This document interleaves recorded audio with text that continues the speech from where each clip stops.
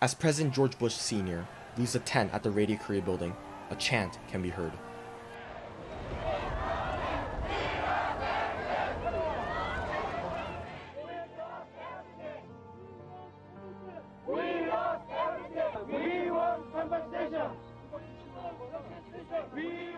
Around them, everything's burned and destroyed.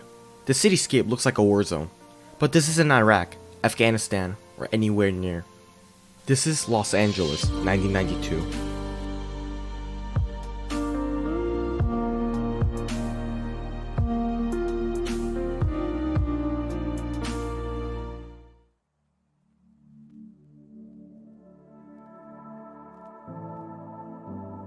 The American dream is an idea where you're able to improve yourself through hard work and diligence. There will be no bias on race or previous economic or societal standing. Coming from an occupied, war-torn, or a dictatorship Korea, Korean Americans who have settled in Koreatown, Los Angeles, were avid believers in the American dream. Through hard work, anything was possible. To them, America was truly the land of the free. They had opportunities they would have never had back in Korea. Like every other immigrant, they held the same aspiration, to have a peaceful and successful life. However, that dream would come to be tested in 1992. March 3rd, 1991. An intoxicated 26-year-old Rodney King is heading down Interstate 210. Speeding over the speed limit of 65 miles per hour, a highway patrol car follows behind. It signals for him to pull over. But Rodney King doesn't pull over, but speeds up and initiates a pursuit reaching over 117 miles per hour. After a short chase through a residential area, Rodney King is cornered at the intersection of Foothill Boulevard and Osborne Street. This is when George Holliday would start to film his infamous recording.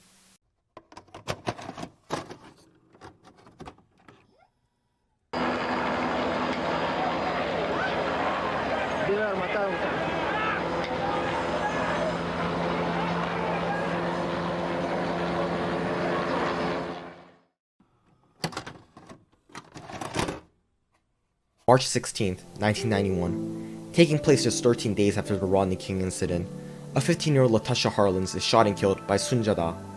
Starting with a confrontation over the suspicion of shoplifting, Sun Ja-da is hit twice by Latasha Harlins after the confrontation turns physical when Sun grabs Latasha's backpack. This was when Sun pulled out a revolver and shot Latasha Harlins in the head. April 29, 1992. Not guilty. When the verdict of the 4 officers was announced, the anger finally boiled over. Starting in southern Los Angeles, burning and looting of stores started to occur, with non-black bystanders attacked. By the next day, the riots reached Koreatown. As Koreatown was ignited with smoke and violence, the police were nowhere to be seen. Instead of protecting, the police had blocked off the roads between Koreatown and the predominantly white neighborhood of Beverly Hills and Hollywood. With the police completely gone, the Korean Americans were left to defend for themselves. Koreatown citizens and business owners started to arm themselves. Many of the men had military training for mandatory service in Korea before immigrating. Famously dubbed the Rooftop Koreans, groups of armed Korean Americans formed defensive positions around major businesses to stop the looting and burning.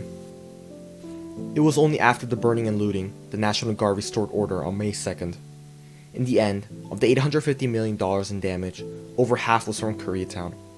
Koreatown was left burned and destroyed. People's livelihoods destroyed. The brave defensive actions of Rooftop Koreans would not come without a tragedy. In a case of misidentification, Edward Song Lee was shot and killed while protecting a shop with 3 friends. Later, a funeral was held in his honor. The future Korean president and Nobel Peace Prize winner Kim Dae-jung was in attendance. Korean Americans were avid believers in the American dream. Working hard to build up their own lives, they were so busy in themselves, they neglected to form a community or build relations with other minority groups. From the fires and destruction, a stronger sense of community was established. Today, the Koreatown community maintains a strong relation with the surrounding African American and Hispanic community, with greater hopes of peace.